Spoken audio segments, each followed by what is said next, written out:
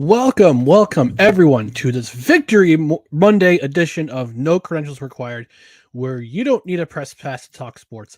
My name is Ryan McCarthy. I'm one of the co-hosts of No Credentials Required. This is a special New York Jets Victory Monday edition of the podcast, also a live stream. And I just want to remind you first about our social media channels, which are right here. Twitter, Instagram, TikTok, NoCredsREQ, Facebook.com/NoCredsREQ. If you're watching on YouTube, give us a thumbs up, subscribe, like the channel, share the channel, get notified of live streams and videos when videos go up. If you're listening on audio on the podcast side, and if you're watching this on a replay, thank you for joining us on the replay. On the podcast side, Spreaker is our home base, but you can also listen on any of these other podcast platforms, including Apple, Spotify, iHeartRadio, Amazon Music, any platform. And you can also rate and review. 5 stars is the preferred amount of stars that we request, because rating and reviewing lets people know that this podcast exists. And if you leave a review, whether it be on a podcast platform or if you leave a comment on our YouTube channel, we might even read it on the air, no matter how gross and disgusting it is. Okay, within limits. So I'm going to bring in my guest. He is also very, very happy to celebrate Victory Monday. And that's my friend Dan Goldstein, Dan in Fishland. Dan, what's going on, buddy? Uh-oh. How you doing, brother? I have no idea what happened to my headphones, so I'm winging this a little bit. Can you hear me okay? I can hear you, yes. All nice right, jersey, good. Well, by the way. I got like a little thank you. Hey, look at that. All right, cool. So, all right, we can make this work then. Yeah. Right. Yeah. Hey, man. Yeah. Good to see you again on another Victory Monday, brother. We missed getting to do one for Victory Monday. I love it. God. I used to have I missed doing last week's though. But two wins in a row. I mean, when was the last time we had 2 wins in a row? Dude, it's like unheard of. I mean, it's pre-solid days. Well, we beat the Rams and then we beat the Browns. Yeah. Yeah. Pre-solid days is the last time we got to do it. So yeah. It's crazy. It's crazy, man. I don't know. I love it. Being in South Florida today, we're obviously seeing as how I live there. A lot of my people in my job are Dolphins fans. So, I mean, as soon as I pulled up in the truck, I honked the horn like over and over and over because I work in a tire shop. Mm-hmm. And then I screamed 40-17 bitches. And that's how I got to work. I love it. I said at work this morning, I wrote in our work chat, I said, Vic, welcome, good morning to everyone, especially the New York Jets. Especially. Oh my goodness! I was on Snowman in the morning this morning, talking about the Jets' victory. Just basically the entire segment was about the Jets, and just how this team is slowly but surely, in the first 5 weeks of the season, when so many pundits, I have so many receipts for so many pundits, said, "Oh, this team's going 0-9 before their bye week." Oh, it's insane. It's insane. Okay. Yeah.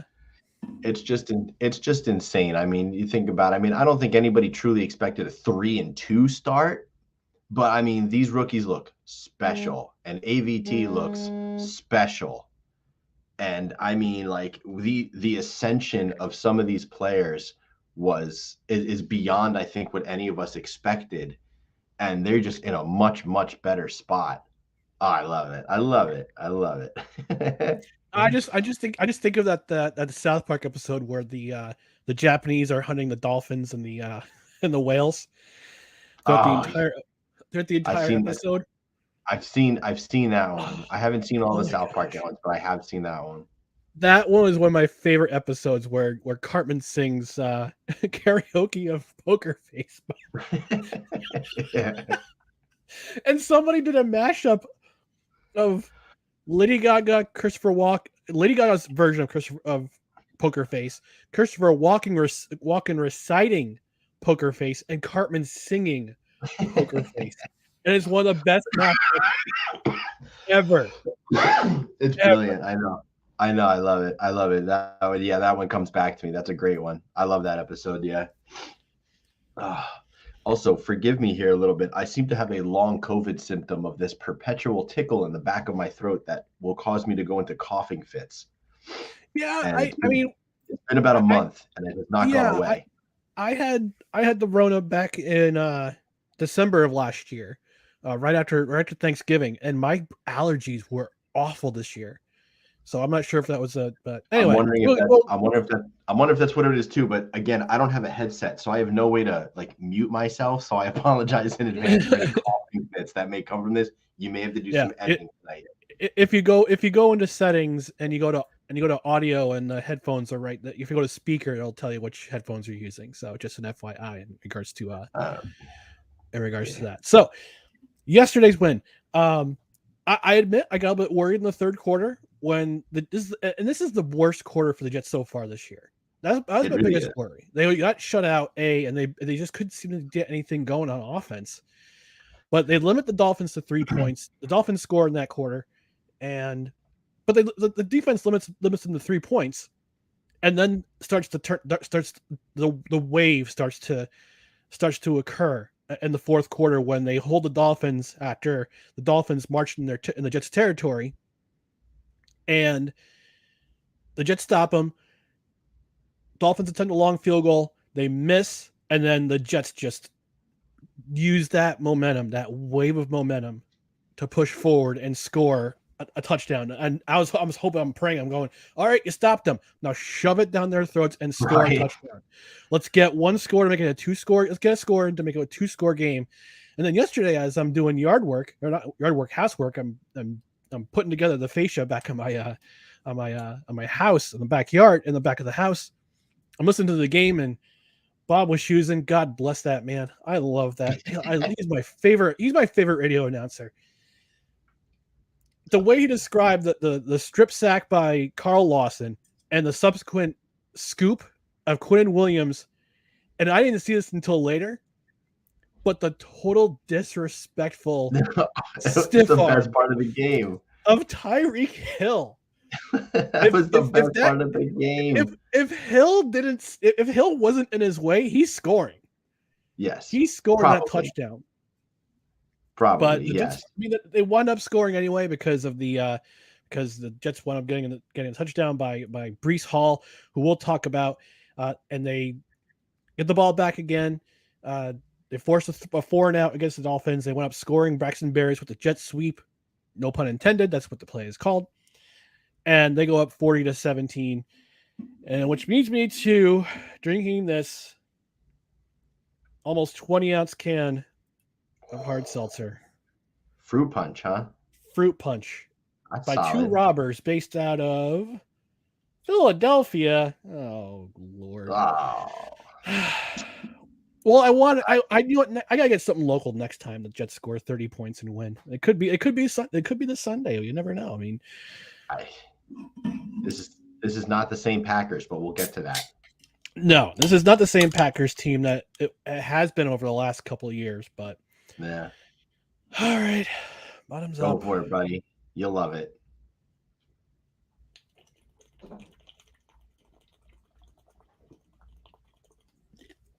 So much carbonation. It hits you and it just going, and the carbonation just explodes. It's not too bad. That was a good one. It was decent. It wasn't the lemon lime I had last time. I like lemon lime more. Anyway, so let's talk about our Jets. Offense. Let's start on the offensive side of the ball. What was your? I think our player of the game on the offensive side of the ball is obviously Breece Hall. Breece Hall is, and I saw this on Twitter and the social media, and it bears repeating. Breece Hall is what Le'Veon Bell should have been. It almost feels that way. It really, really does. Like that was like his style. I think he's more powerful than Le'Veon was. but his style is very reminiscent of the way Le'Veon Bell is, with the patience behind the line and the vision and the eyesight and trying to find the best hole and then exploding through it. He is definitely what we all hoped we were getting when Le'Veon Bell came on board.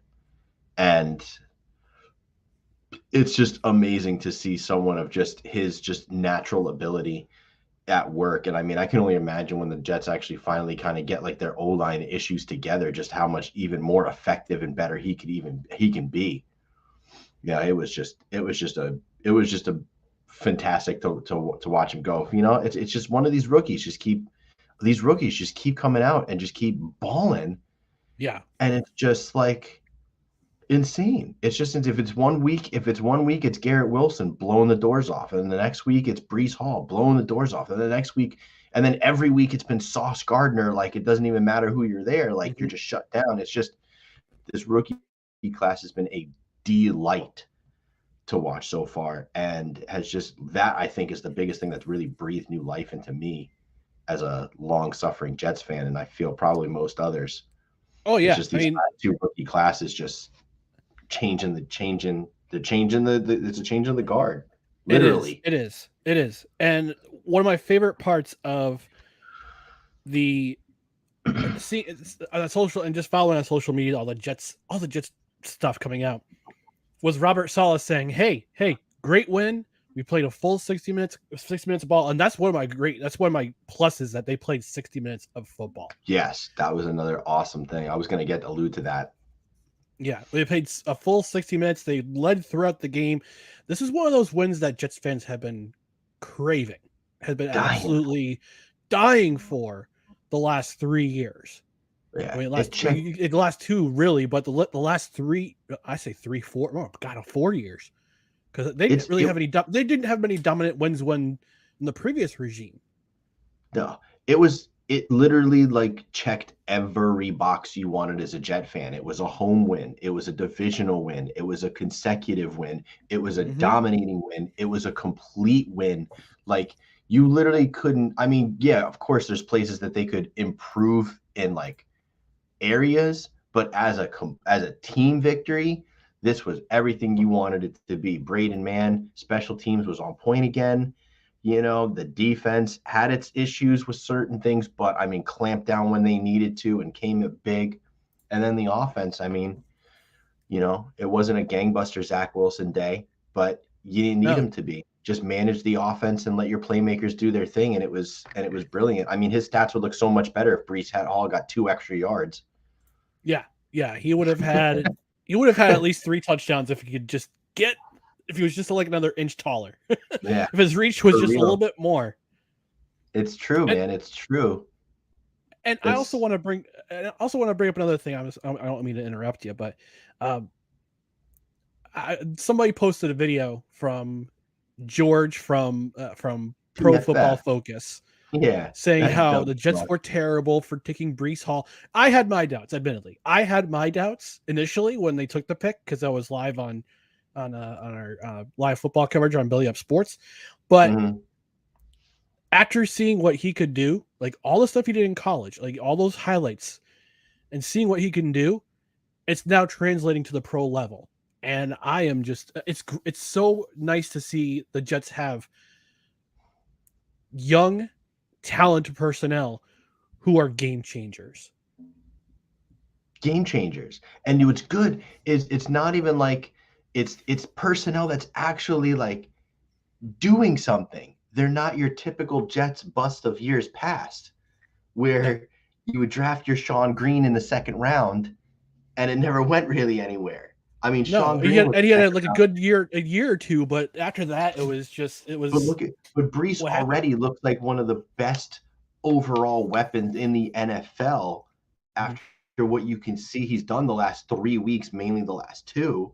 And now once everything gets more comfortable and the O-line can maybe settle into the same lineup for more than just a week, there's a lot of more opportunity for him to get even better. I mean, and work on some of the things he needs to work on, more north-south and finding the open holes a little bit easier and things like that. And it's just really, really exciting, and I don't know how to feel about it. And it makes me nervous and it makes me giddy. And And like I don't know how to handle it. It's kind of like you're getting to know a girl and you're gonna ask her to the prom. You just might have the right when the moment is right. You ask the gal, and it's that nervous feel. It's that feeling of anticipation that something good is bound to happen, and it's starting to happen. Yes, very much like Starting you to really happen. do. Like it's true. I mean, it's true. I mean, this season, even if the Jets don't, even if the Jets don't make the playoffs, even if the Jets, you know, are out of it by beginning to mid of December, God forbid, like, the next games just don't go well. This season will be so much a success just seeing the potential of what it could be, that if you shore up the last few areas you need to shore up and coach them up the way that you hope that Saleh and his staff can do, Mm-hmm. I mean, then it's really, really exciting to see like what the true potential of this team could be if if the coaches are the right people that we hope they are, and that they get those last few pieces, and Yeah, it's just crazy. It's just crazy. And yeah. this win just proved it. Like this win just proved it. Like it is Mm-hmm. also not the same old Jets anymore. The Packers No, should be very worried they may lose next week with the way they're playing. yeah. I mean, look at who Aaron Rodgers has to throw to. He has to throw to a rookie, a couple of wide receiver Two rookies. twos, He's two throwing to rookie. Oh, two sorry, rookies. two He's rookie. got Sorry. Christian Watson and Romeo Dobbs. Oh, that's right, Dobbs. That's right. So two rookies, a guy who's supposedly a wide receiver 2, but he's actually a wide receiver 4, and 97-year-old Mercedes Lewis. I Yeah. mean, I've also got Aaron Jones, but the Jets had their worst day, allowing over 100 yards to, of all people, a guy who used to be on their practice squad. Yeah. But it's the it's the fact that they're compensating for not allowing Tyreek Hill and Jalen Waddle to have big games. Even with a third string rookie quarterback, those two could still have baller days. And the Jets defense, their secondary did not allow them to have that type of day, like the days from previous weeks. And and those 3 pass interference penalties were all a little bit Mickey Oh my Mouse. god. Like let's be Two of them honest, were like Two of them were Sauce, definitely Mickey Mouse. like One was I could a see. ball that was uncatchable. Yeah, right. The DJ Reed one was crazy. Like that was 5 yards. That was 5 yards off of where Tua's spot was. Like there's no reason that should have been pass interference. MC2's bullshit little lower back hold that he was doing. He was doing nothing to obstruct that play. Give me a break. Sauces I could see going either way, and you know what? All right, if you got to give it the Sauces, that is what it is. It's a learning experience for him. Whatever. But man, 2 of those were ticky-tack little Mickey Mouse penalties that really could have affected this game in a crazy way. I mean, we gave up literally 100 yards in pass interference calls, and that's just like ridiculous. Like ridiculous. You know what though? Those were 3 of the 5, and the secondary hadn't had a penalty all season long until yesterday. Yeah. And if what the funny thing is that those 3 pass interference calls, if it was any other team in the league, they would have gotten away with it. Probably. Maybe. I think most teams probably would have got the benefit of the doubt, but I mean, like, I don't know. It definitely rubbed me the wrong way looking at those. Especially, I think Michael Carter's was on a third down. That was on a third down. Yeah. Right. It was on a third down. I don't remember Sauce's. I think DJ Reed was a third down too. Now that I think about it. I watched the condensed game today. I get the NFL Plus subscription, and tomorrow I get the opportunity to do my first what you call it, all 22 or catch 22. All 22. Yes. We'll post some plays before I go live tomorrow night with my buddy Dustin as we review all of NFL week 5. So yeah, I mean, that's the penalties too. Outside the 3 penalties, the one thing that the Jets have done better this year is limiting penalties. I think yesterday was their most. I think yesterday was their most. Yesterday's game was the game that had the most penalty yards for themselves. Oh, for sure. 3 were DPIs. One was a false start, and the other may have been illegal formation. So and all the penalties seem to go against the Dolphins, which is hysterical. They've really cleaned that up. You haven't seen a lot of defensive holding. We haven't seen a lot of there's been some backbreakers, again, like Carl Lawson's penalty was brutal, against Cincinnati and everything like that. But JFM's against Cincinnati. JFM against Cincinnati. Carl Lawson was last week. That's right. Yeah, Carl Lawson against Pittsburgh. So, there's been some brutal ones that have been deserved, but for the most part, they've really cleaned up the holding penalties, the illegal contacts. We're not seeing a lot of that. This secondary has been vastly improved, even with Joyner's Whitehead's poor play the first 3 weeks. Whitehead had a great game yesterday too.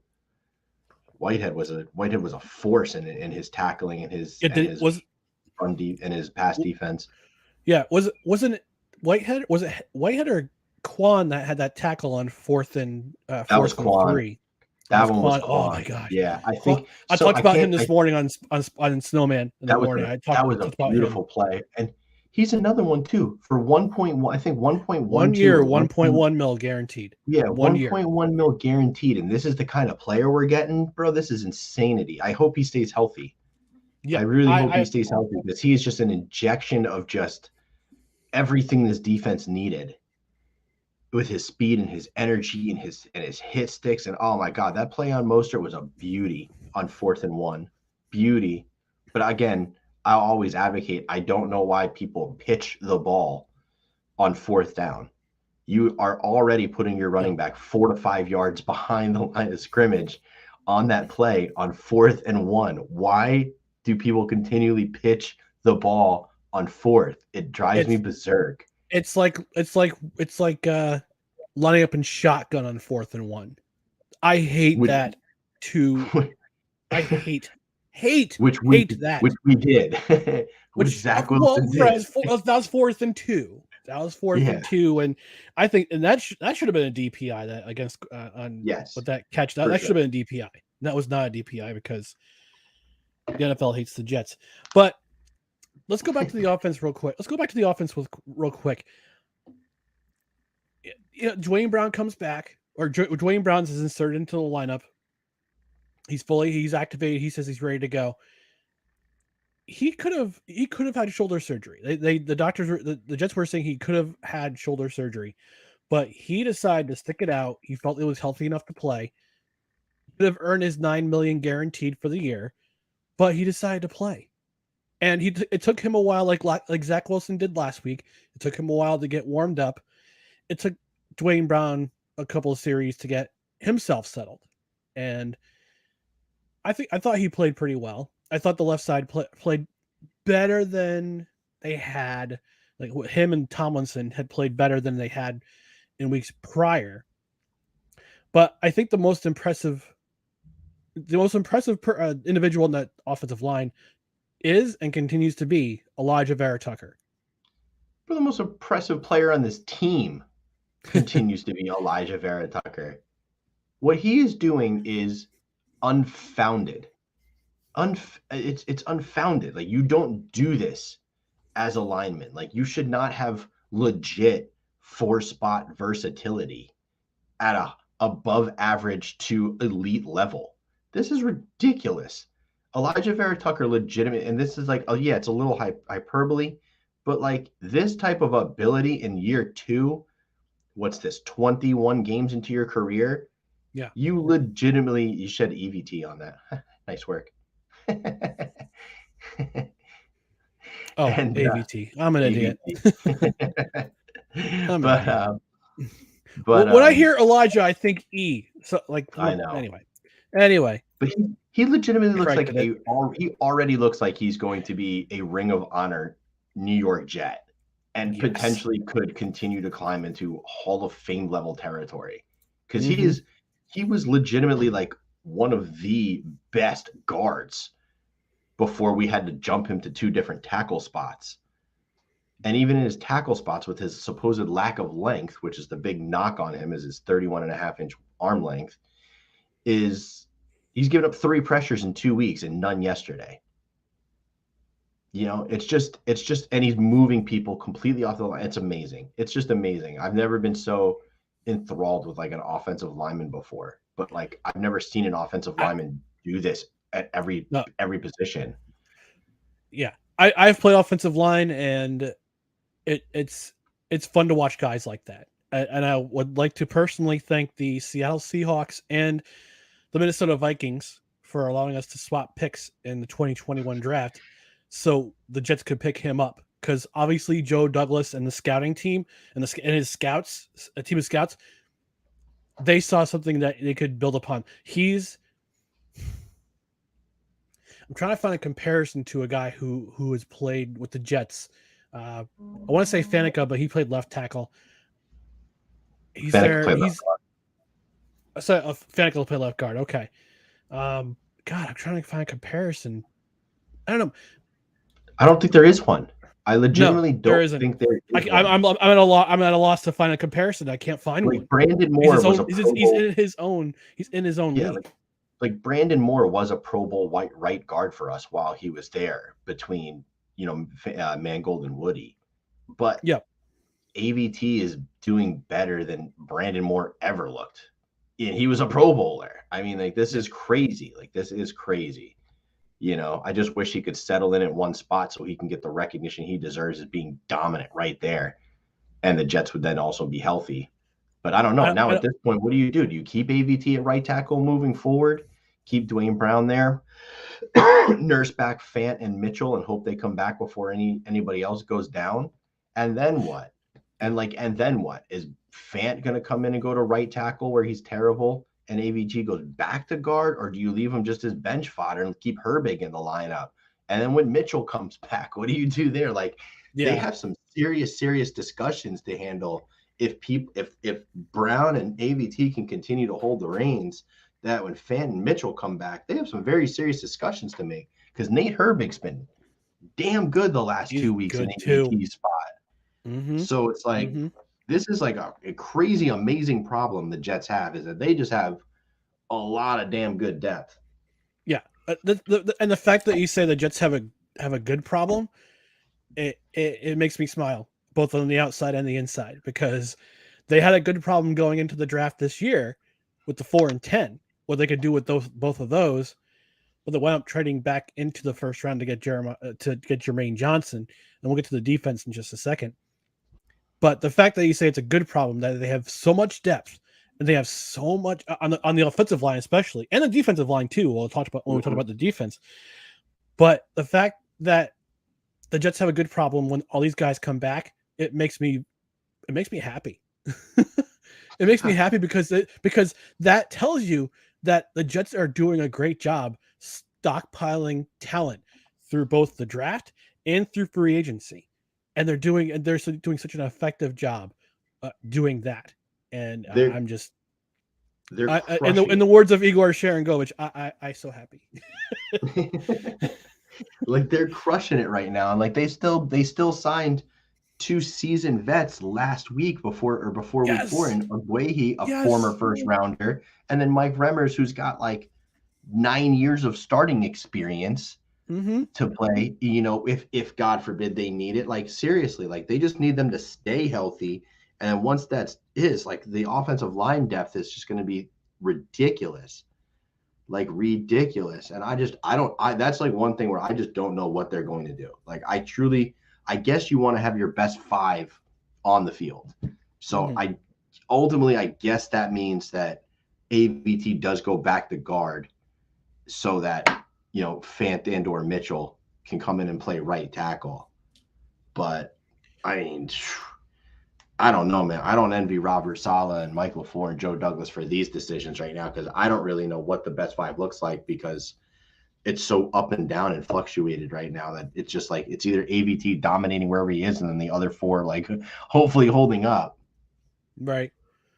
Well, if AVT needs to play center, can he play center? I don't know. For real, he might have to learn. I don't know. If you wanted me to take a bet on it, with the way this year has gone so far, I'd say Dwayne Brown sticks and stays on the left as long as he's healthy. And AVT stays at right tackle until Mitchell gets healthy, and then Mitchell comes back in. AVT goes back to guard, and Fant becomes bench. But Fant can be a swing tackle. I think he's more effective. I think he's more effective on the right side than the left because he was playing. He was a dog's breakfast for the first 4 weeks for the first 2 weeks. He just wasn't the same George Fant we saw last season. No. And and being that this is a contract year, it's probably better for the Jets business wise to keep him off the field, if you will, so that you could, maybe sign him again for a cheap 1-year deal next year as swing tackle depth, or he has to take, he'll have to take less money. I don't know. It's it's one of the very difficult decisions of being a GM, but I think with Max Mitchell's ascension, Dwayne Brown's 2-year signing, and AVT coming up, I definitely think George Fant is a goner. I just don't see how he stays on the Jets again. No, neither do I. And with the draft next season, the Jets have right now. The Jets are according to Tankathon.com, the Jets are slated to pick number 22, which is where you can find an elite tackle or an elite tackle. Would have been Christian Darrisaw territory for us if we didn't trade up for Elijah Vera Tucker. Hey, he's the third best. He's like the third best tackle in the league right now. So I think that worked out for both the Jets and the Vikings, if you ask me. Yeah, exactly. All right, so we're moving on from the offensive line. We're going to talk about the skill position players. Yesterday was, Sunday's game was a little bit different in terms of for Zach Wilson. They didn't have to throw a whole lot. Zach Wilson had a pretty efficient game. No touchdowns, no passing touchdowns, but he did have a rushing touchdown.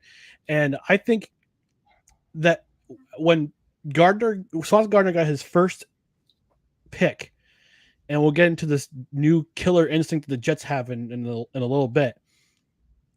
But that third down and goal play where Wilson is flushed out of the pocket, winds up running to the end zone, scoring a touchdown. You weren't going to see that with Joe Flacco in the backfield. You would have just stood there and try to throw it in the end zone, pray somebody in a white uniform comes up with the ball. But with Wilson's legs, that would have been without Wilson's legs, that would have been a different play if Flacco was in the lineup. The Jets would be 1-4 right now if Joe Flacco had to play. If Pittsburgh would have killed Joe Flacco with the way our offensive line played, it was literally only Zach's mobility that allowed us to stay in that game and eventually win it. So Joe Flacco, the Jets would have given up like 10 sacks last week to Pittsburgh if Joe Flacco was the quarterback. It would have been ridiculous. And then this week, there's no way. There's no way that he was making that kind of a play. And it would have been, it's one of those things that could have changed the entire complexion of the game. Having Zach's ability just to be a threat in all aspects of whether throwing it or rushing it is just maybe not on Lamar Jackson's level, but you know what? He gets it done. Done. And that's right at the moment right now. That's really just all I ask. Continue to play mistake-free football. Continue to understand the offense and how to run it efficiently and effectively. And, some of those weeks it'll require you to ball out, and other of those weeks you may not need to. And I'm okay with that because at the end of the day, all we give a shit about is win-loss. Yep. The only stat that counts is a W. That's it. Win-loss. The only stat that counts. Running backs, Carter and Hall are becoming, arguably the best running back tandem in the NFL. And the fact that Carter's in year 2, scores 2 touchdowns yesterday. Breece Hall is in his rookie season, but I believe he leads the team in all-purpose yards because he's got almost 300 rushing yards total this season, but he's also got 213 receiving yards. Almost had 200 all-purpose yards yesterday. 3 yards short. I wish LaFleur could find a way to get him 3 more rushing yards, man. God. But the receivers overall. My nitpick on yesterday's game is that Breece just needed 3 more rushing yards. Just 3 more yards is the only negative. That's the only negative I have. But no, also the receivers, I guess you could say they were kind of quiet in terms of in terms of touchdowns and breathtaking plays, but they did the job they needed to do. I mean that after that missed field goal, Corey Davis has a 20+ yard reception on first down that gets him inside Miami territory. Garrett Wilson has a nice reception of his own.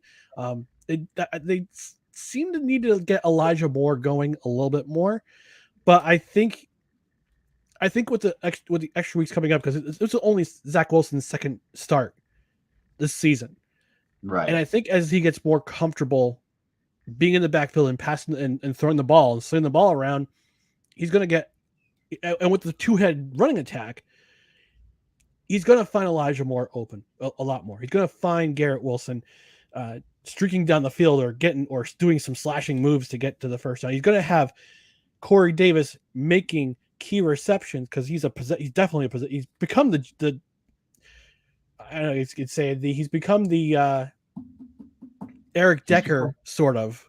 Yeah. The possession receiver, you need a big possession.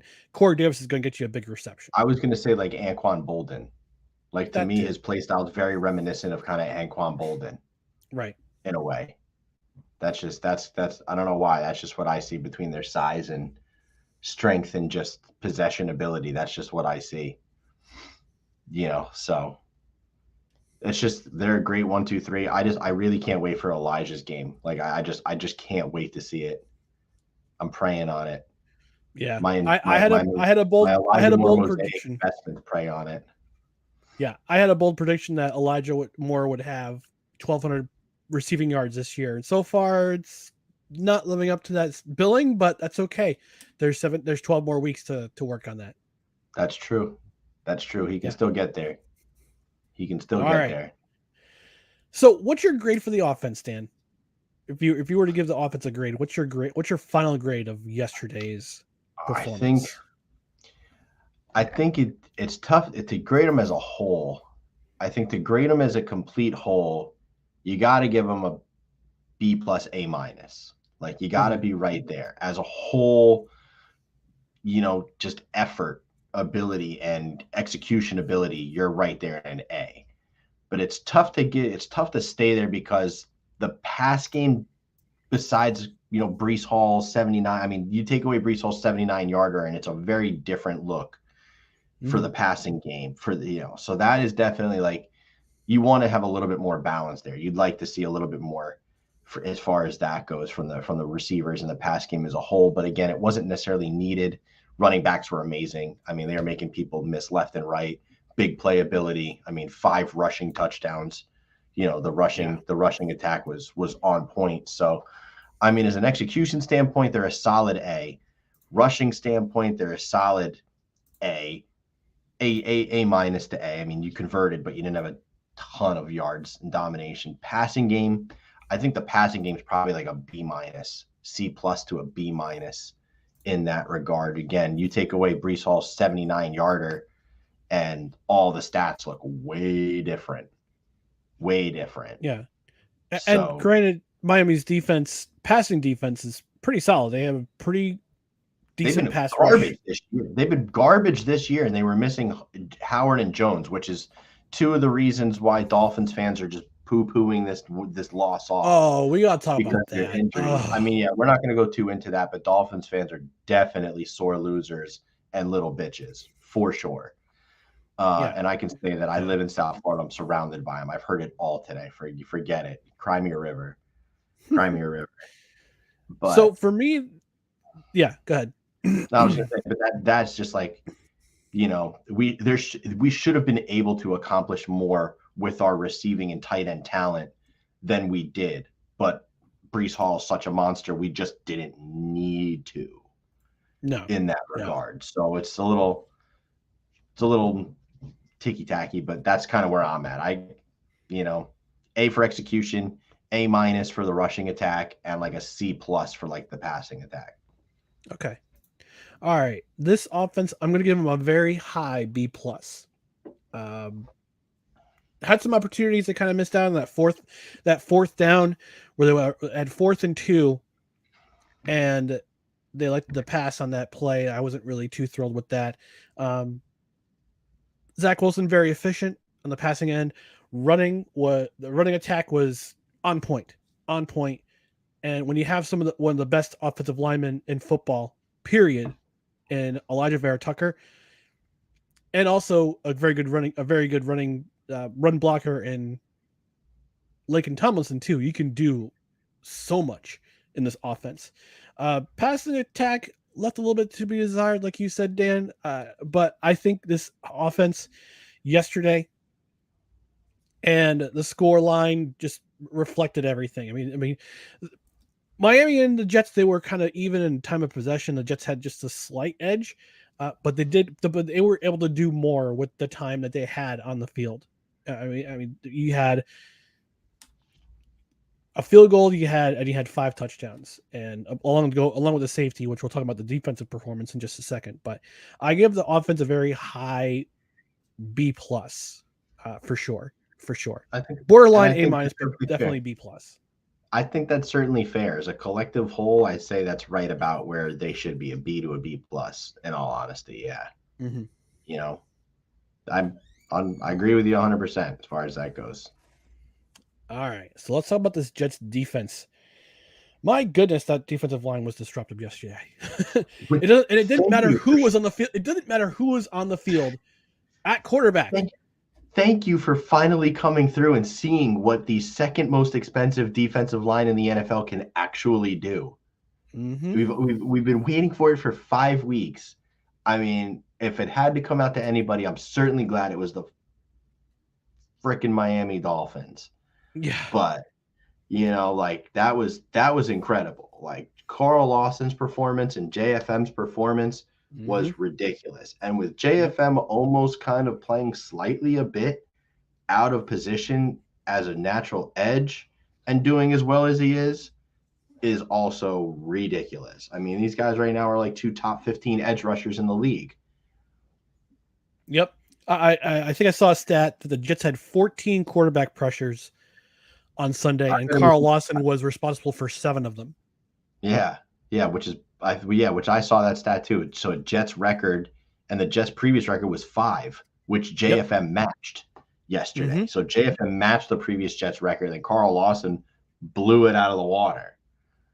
And it was just sick. And Quinnen's going to make himself so much money this offseason. It's insane. Mm-hmm. The Jets, I mean, I understand the Jets' slight maybe hesitation to not want to pay him the bag because you weren't quite getting the number 3 overall pick. We are getting the number 3 overall pick and then some this season with Quinn Williams, and it's going to cost the Jets dearly.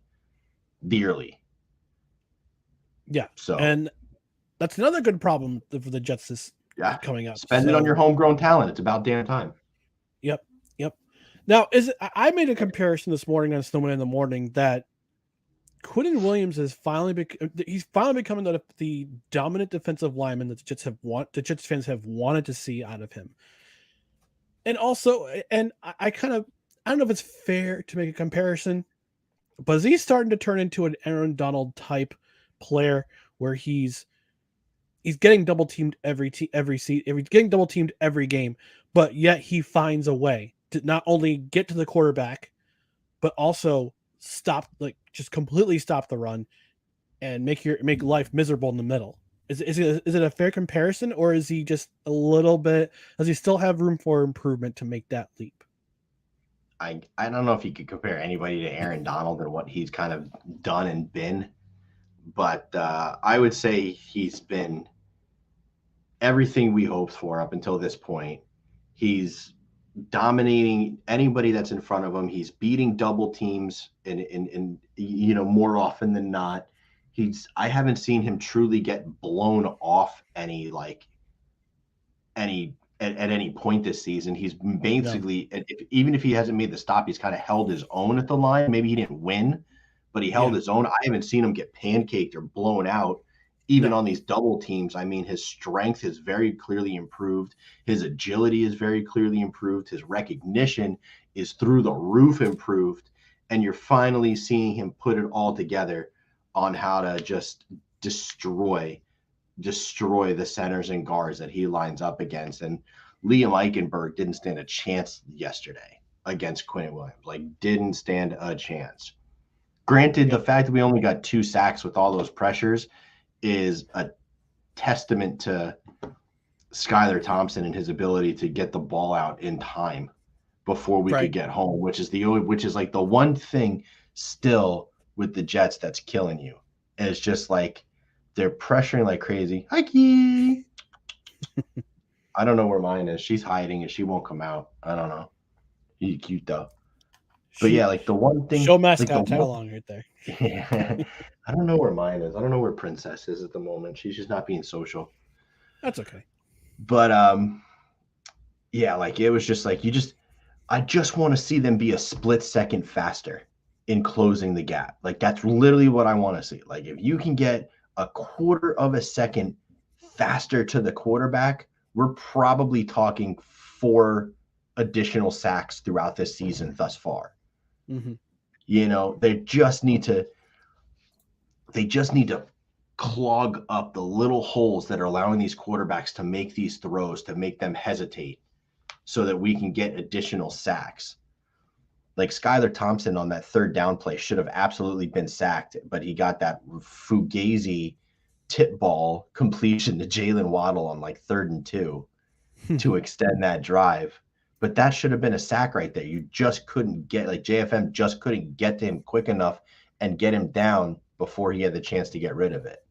And like, I just want to see that change. Get there a split second quicker, and that can change the outlook tremendously. Tremendously. Yeah, and the one positive is that with the 2 corners you have in Sauce Gardner and DJ Reed, and also with Michael Carter the second, I think you're going to see them get a lot more sacks in the coming weeks. Just seeing how the 2 corners have been dominant. We'll get to the secondary momentarily, but seeing how they've been so far this year, in terms of their limiting some of the best receivers in the league to, I wouldn't say just minimal catches, and B, not a whole lot of open looks.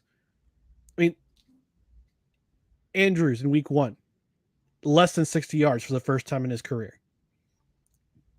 Jamal Chase wasn't very effective against the Jets. He had that 1 touchdown, the miscommunication between Whitehead and Gardner. But otherwise, Chase was being haunted by Gardner the entire game. I think he only had 3 catches that game.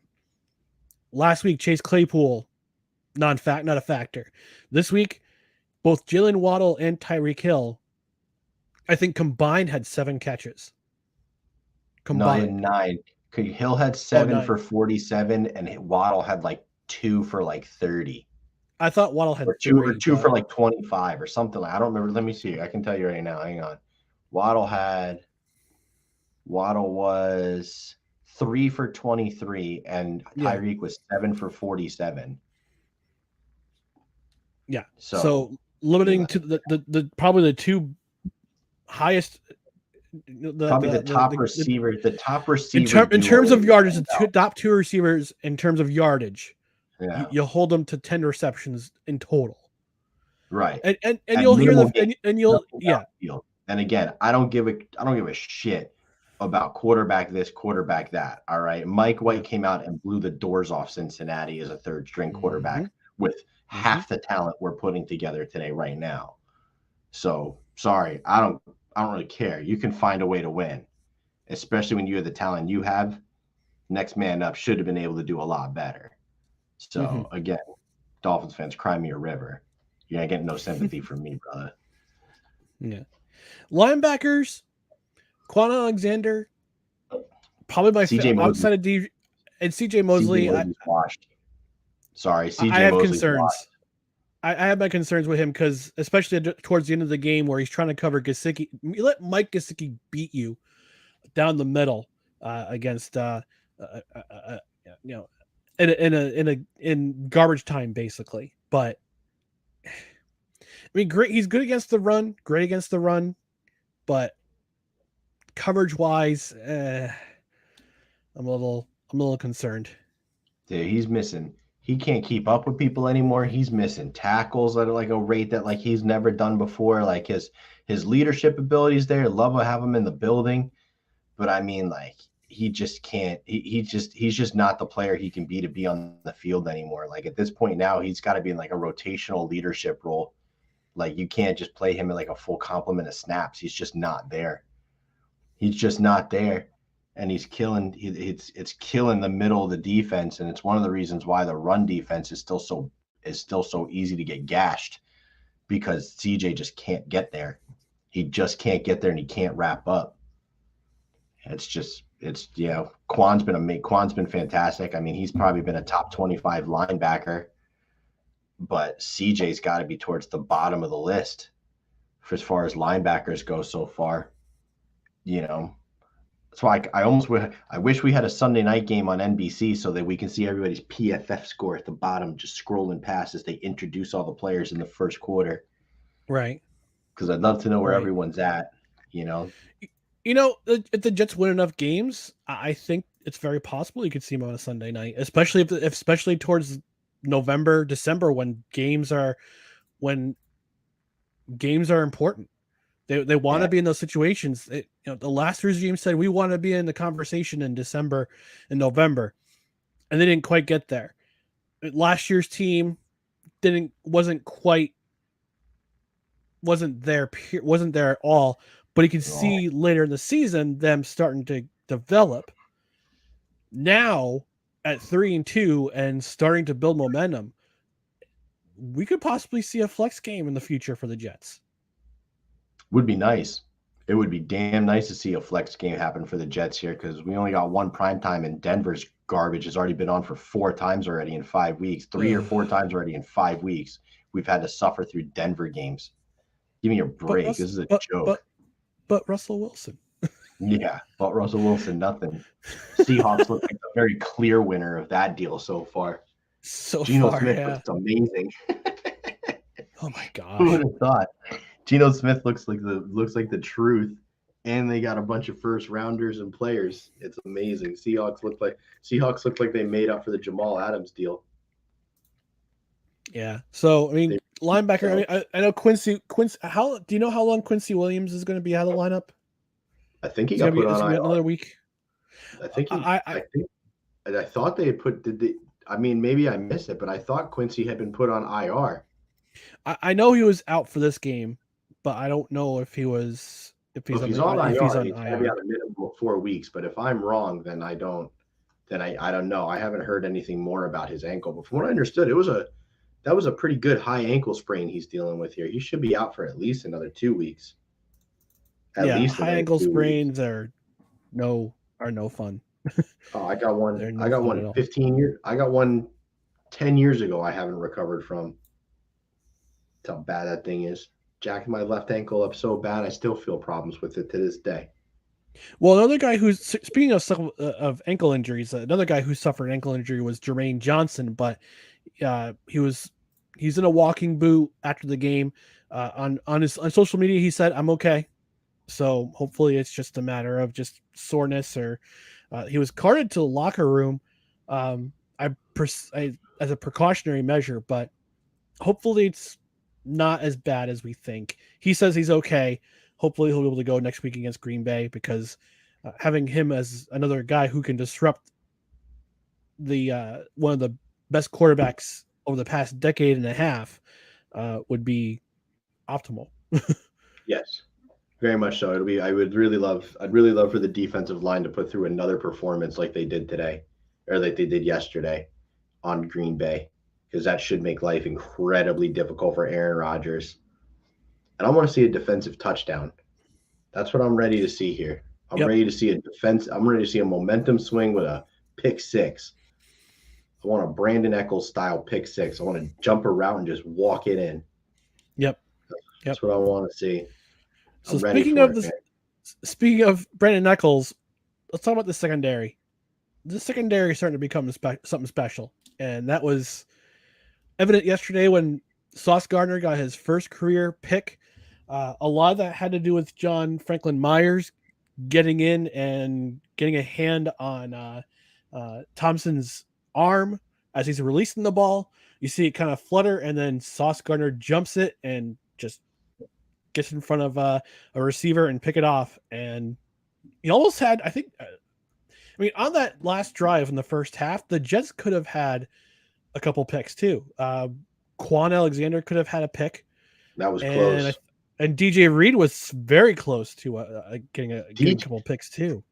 DJ Reed's catch was insane. If you watch the replay on how he caught that ball, that was insanity. That was a stretch back one-hander that he just so happened to be out of bounds on. That catch was nasty. It's too bad it doesn't count, because that was an amazing catch, and nobody talked about it because it was just some incomplete play. But DJ Reed's one-handing stretch back interception was insane. And you knew Sauces was coming. He's just been too locked down to not be able to take advantage of one in his direction. So you knew that was coming, and this secondary is really, really gone from arguably the biggest weakness on the team, maybe a liability to a strength, to arguably, yeah. To this point, they've been better than the defensive line. So, I mean, they would have been our biggest defensive strength. I mean, I guess now you can argue maybe the D line's a little bit stronger than the secondary is, but man, it's wild, man. Sauce and DJ have been a revelation. What a job by Joe Douglas and company to nail not one but both of those. And also thank you to the Houston Texans for picking Derek Stingley, who got his first career interception yesterday, Derek Stingley Jr. But that enabled the Jets get select Sauce Gardner. That's the guy they really, really, really wanted in the first for their first overall pick. And it looks like the absolute right pick. I mean, right now he looks like defensive rookie of the year. I mean, to me right now he looks like defensive rookie of the year. He's been insane. He's been just way, way better than I think any of us expected, and his college tape was special. So, it's been insane. Tariq Woolen of the Seahawks may have more interceptions as a fifth rounder. He's already up to like 3 interceptions on the season. But, dude, what Sauce is doing, Sauce looks like he may never give up another touchdown after the Jamar Chase one again. He'll have 1 touchdown credited to his name for his entire career, and it'll be in week 3 against Jamar Chase, and a miscommunication, no less. An unsung hero in the secondary for the day was Jordan Whitehead. 7 total tackles, 6 solo tackles.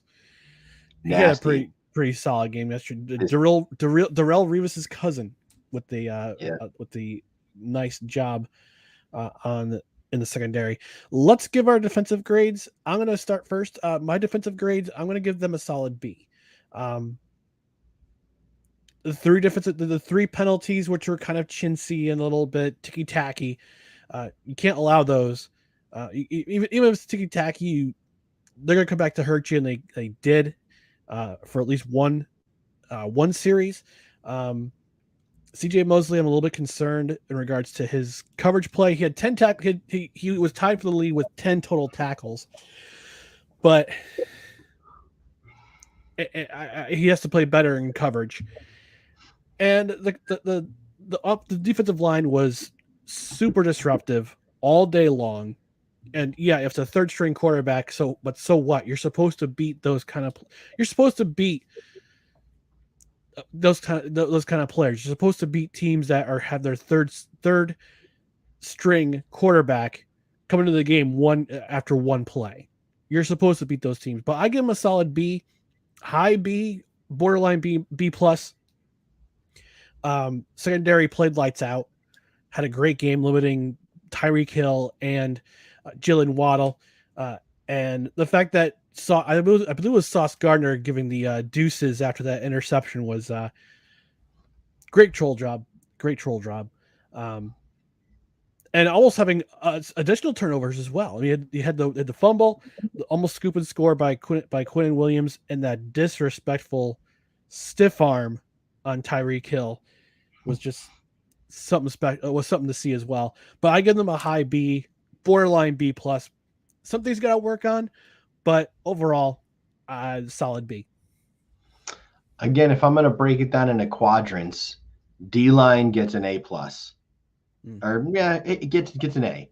D line gets an A. Pressure was insane.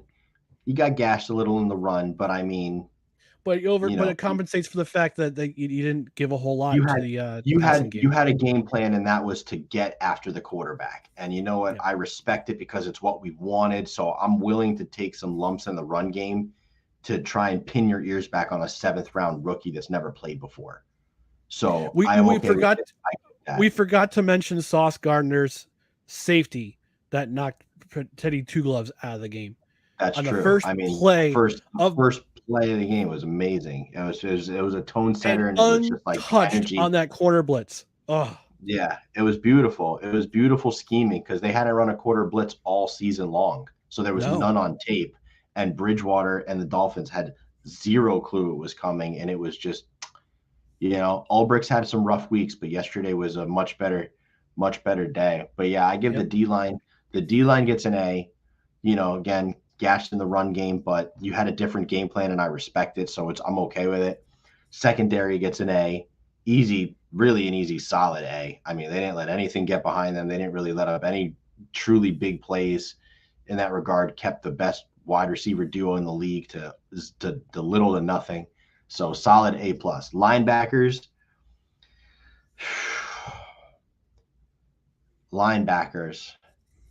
It's just crazy because Quan's doing so good and CJ's doing so bad. Yeah.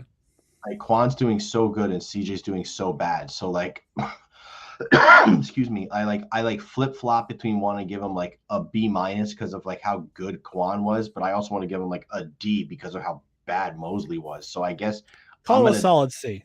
I'm gonna call it a C right there, and mainly it could have gone either way depending on which CJ Mosley you're getting, but it's very clear we're not going to get the week 1 of 2019 CJ Mosley back. No. So we're not getting him back. So could you imagine though, if you could only imagine getting that CJ Mosley from those 3 quarters in right now, excuse me, in our defense, it would just be, then the defense would have pitched a shutout yesterday with how that works. Literally a lot of the problems yesterday come down to the tackling and poor ability of CJ Mosley. A lot of it.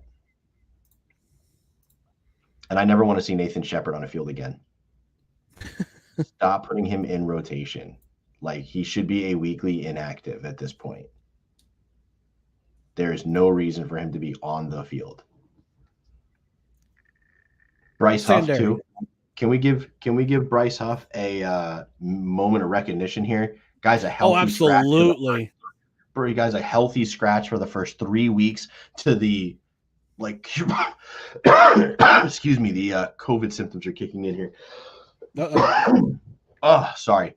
So like he's a healthy scratch for the first 3 weeks to the curiosity and dismay of Jet fans not understanding after watching him in the preseason, seeing him beast that he's the guy that's losing snaps, to now the last 2 weeks coming out and having a pressure rate of over 20% in both games on limited snaps. I think he only played 11 snaps yesterday and had like another 2 or 3 pressures and almost got home again. I mean, he is so lightning quick off the edge. He's so lightning fast off the edge, and it's so different than any of the other edge rushers that like you just can't handle him. Like, he needs to get more rotations. Like, he needs to get more. Like, I would love for the Jets defense to be able to get more third and intermediates and third and longs so that we can watch him come in the field more and just pin, because God, he's so good. And what sucks is he's probably going to get a nice contract from somebody else and then truly hit his ceiling because we just don't have like the room for him. Yeah, and also you talk about Jeff Ulbrich having a rough first couple weeks. I do want to give him credit for putting in his 3 best defensive linemen yesterday too. JFM's snap percentage went up. Quinn Williams' snap percentage went up, and Carl Lawson's snap percentage went up for the amount of times they were on the field. So you need your best players on the field at key times, and he had them out there. He had them out there. You want your dog, you want your best dogs to get to make the biggest plays, and they did, and they were out there more than they had been the previous weeks. I mean, anybody that watches football could tell that like this was something that needed to be done. Like, I don't understand why it even took 5 weeks. Like, this needed to be done. Quinnen should be out there for 75 to minimum 75% of the snaps minimum. Carl Lawson should be out there for 75% snaps minimum. You know, Yeah. if his Achilles can handle it. Yeah, and then I think all three were like high 60s to mid 70s in terms. Yeah, of they need to be.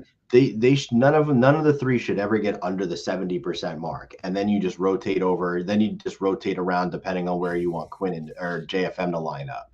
So you bring in your Huffs, you bring in your Solomon Thomases, your Sheldon Rankins, you know, whatever it is, depending on where you want JFM and 3-tech or the edge, and then you just let them go. And I mean, it's just wild. It's just crazy. We all thought JFM was going to be playing 3-tech, and he's back to edge full time and dominating. I mean, It literally goes against everything that I thought was going to happen this year. Was JFM moving to 3-tech full time to pair next to Quinnen, but instead they're keeping him at edge. He's been a top 15 edge player up until this point, and Sheldon Rankins is having himself a little bit of a revelation of a season too, compared to where he was last year. So it's like all of a sudden, like a few things didn't quite go, I guess, the way I expected, and probably others. But I mean, that's why I'm talking to you on a computer and Salah's there scheming it up, because they know better than I do. How about the secondary? What do you give them for a grade? Oh, A all day. A all day. Now overall, what's your right? Yeah. Now, what's your overall grade for the Jets defense? Overall grade for the Jets defense. I mean, if I'm going A- C, A, definitely a solid B plus, B to B plus game for sure. B to B plus game for sure. Absolutely. Yeah. All right. Absolutely. All right. So we're gonna end things here in just a moment or two. Dan, if people want to, I know you're not on social media that much. That often I just troll Twitter at this point nowadays, you know. So I mean, if you want to troll with me, I think what's the account I have now? I lost the other one. So if you want to troll Twitter with me now, I think it's like Danny Smiles 13. You know, I really just troll a lot of Finns fans. It's like kind of like my favorite thing to do. So sorry, I'm getting a call here from a person here that is going to want an answer here in a minute. So. Okay. Sorry about that, but that's okay. No, I appreciate you having me on. Always love to talk to you on Victory Monday. Yes. You know, so let's hope we can do this again, you know, in the coming weeks and with more Victory Mondays, brother. Absolutely. Absolutely. Well, on my end, you can find me personally here at Who Is Ryan MCC. For no credentials required, you can find our channels here: Twitter, Instagram, TikTok at NoCreds.REQ, Facebook.com/REQ, NoCreds.REQ on YouTube. Give us a thumbs up if you're watching, and also subscribe and follow and get the notifications. On the podcast side, Spreaker's our home base, but you can also find us at Apple, Spotify, iHeartRadio, Amazon Music, any platform. Also, rate and review. 5 stars is preferred. Leave us a rating. Leave us a review. If I might even read it on the air. So for my buddy Danny Goldstein, Victory Monday, baby. Victory Monday on No Credentials Required, where you don't need a press pass to talk sports. We're presented by Belly Up Sports in association with Godzilla Media. Oh my God, this still getting to me. Tomorrow, 7 p.m. Eastern time with Dustin. We'll be back to talk the week that was in the NFL. We'll also do a little preview of the divisional series in Major League Baseball. So again, for Dan Goldstein, I'm Ryan McCarthy. Thanks for watching. Tune in tomorrow night.